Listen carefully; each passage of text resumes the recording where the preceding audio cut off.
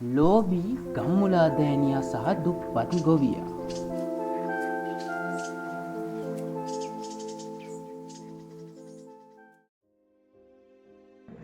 ඈත අතීතයේ මනරම් පරිසරයකින් යුත් ලස්සන ගමක් තිබුණා.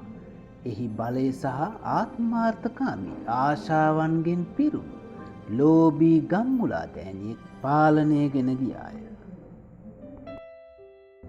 එම ගම්මානයේ ඉතාමත් දුප්පත් ගොවියෙක් ජීවත් වුණා. ඔහු මෙම ගම්මුලා දෑනියාගේ පැමිණීම ගැන නිතරම මහත් බියකින් ජීවත් වුණා. ගොවියාගේ අසීරුතා නොසලකා හැරූ ලෝබී ගම්මුලා දෑනියා තව තවත් අස්වැන්න ලබා දෙන ලෙසට ඔහුට බලපෑම් කළා. සියල්ල අහිමි වූ මේ දුප්පත් ගොවියා දිනෙන් දින ජීවත්වීමට දැඩි වෙහෙසක් දරන්නට විය. මේ අතරතුර ලෝබී ගම්මුලා දෑනියා අන් අයගේ දුක ගැන කිසිදු තැකීමකින් තොරව තම වස්තුව භුක්ති වින්දේය.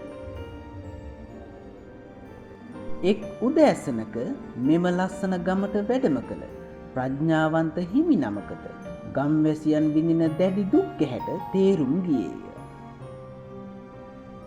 කෑදරකම නිසා ඇති වූ මේ සියලු වේදනාවන්ට උන්වහන්සේ ඉතා ඉවසීමෙන් සවන් දුන්නා.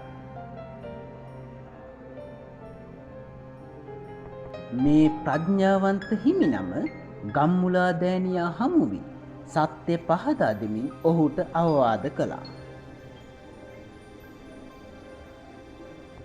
එදින රාත්‍රියේ ගම්මුලා දෑනියා තමා කළ දේ ගැන නැවත සිතා බැලූ අතර ඔහුට තමා ගැනම ලැජ්ජාවක් ඇතිවිය. පසුදා අලුයම තමා උදුරාගත් දේ නැවත ලබාගත් ගම්මුලා දෑනියා ලෝභකම වෙනුවට කරුණාවන්ත මාවත තෝරා ගත්තේය.